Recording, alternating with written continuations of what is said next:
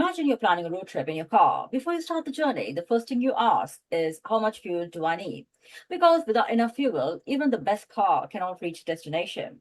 Now, think about your own body. We know how much food we need to maintain a healthy weight. We know adults need about 7 to 9 hours of sleep to maintain optimal health. The World Health Organization even tells us adults should perform at least 150 minutes of moderate physical activity every week. But let me ask you a simple question. Has anyone ever told you how much conscious breathing your body needs every day? Not how many breaths you take automatically, but how much intentional conscious breathing you should practice for optimal health. Strange, isn't it? Because there is one thing more fundamental than food, more immediate than water, and absolutely essential for life.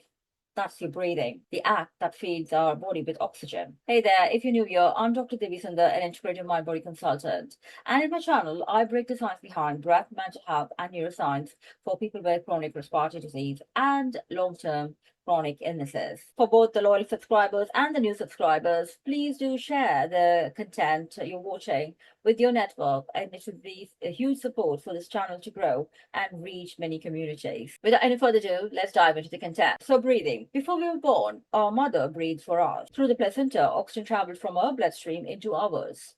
Then came the day we entered this world. The doctor wasn't waiting to hear our first words. The doctor was waiting for something much more important, our first breath. That single breath transformed our lungs from fluid-filled organs into organs capable of sustaining life. From that moment, our journey became independent. Now let's appreciate what happened next. On average, a healthy adult breathes about 16 times every minute. That may not sound like much, but let's do the math. In 1 minute, 16 breaths. In 1 hour, nearly 1,000 breaths. In one day, about 23,000 breaths. In 1 year, more than 8.4 million breaths. By the age of 50, we would have taken approximately 420 million breaths. And if we live to 80 years of age, we would have breathed nearly 670 million times. Just pause for a moment. 670 million breaths, each one carrying oxygen, each one keeping our brain alive, our heart beating, our cells producing energy. And yet, how many of those breaths have we ever been truly aware of? We count our steps, we count our calories, we count our hours of sleep, but we rarely count or even notice the very thing we do over 23,000 times every single day. Many people think breathing is simply about filling the lungs with oxygen, but breathing is actually the beginning of one of the most extraordinary delivery systems in nature. When you inhale, air travels through the nose, down your windpipe, into millions of tiny air sacs called alveoli. Your lungs contain nearly 480 million alveoli, creating a gas exchange surface roughly the size of half a tennis court. Here, the oxygen crosses into bloodstream. Red blood cells carrying the protein hemoglobin bind oxygen and transport it through your arteries. Within seconds, your oxygen reaches your brain, your heart, your muscles, your liver, even the tip of your little finger. Finally, oxygen enters the mitochondria, the tiny energy factories inside every cell. There, together with the food you eat, it produces ATP, the energy that powers every heartbeat, every thought, every moment. Life depends on this remarkable process. But here's something most people don't realize. The problem is not the healthy people lack oxygen. In fact, if you measure the oxygen saturation of most healthy people, it ranges between 95 to 100%. So taking bigger breaths doesn't necessarily put more oxygen into your blood. The real question is not how much oxygen enters your lungs, how efficiently does your body uses each breath. Modern life has quietly changed the way we breathe. Stress, traffic, deadlines, computers, poor posture, anxiety. Many of us have shifted from slow diaphragmatic breathing to rapid, shallow chest breathing. Instead of diaphragm doing the most of the work, the muscles in the neck and shoulders begin helping us breathe. Nature designed the diaphragm to do nearly 70 to 80% of the work of quiet breathing. It's our main breathing muscle.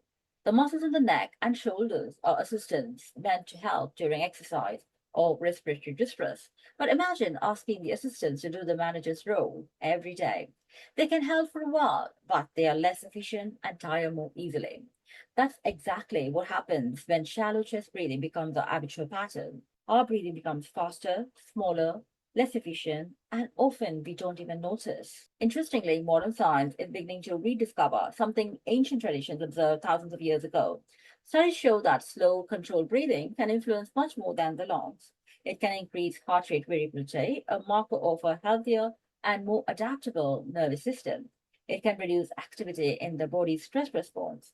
It may lower blood pressure in some people. It can improve emotional regulation and reduce perceived stress. Researchers have even shown that breathing rhythms influence the brain network involved in attention, memory, and emotion. Ayurveda described this life-sustaining foods as prana. Modern physiology speaks of oxygen transport, carbon dioxide regulation, autonomic balance, and vagal activity. These are different languages describing different frameworks. Science has not demonstrated that prana exists as a measurable biological entity, but it has shown that changing the way we breathe can measurably influence how our heart, brain, and nervous system function. Here's the paradox. As clinicians, we know how much exercise to recommend. We know how much sleep to recommend. We know how much food most people need. But there is still no universally accepted prescription for conscious breathing. Should it be 5 minutes, 10 minutes, 20 minutes, at 6 breaths per minute, or 8?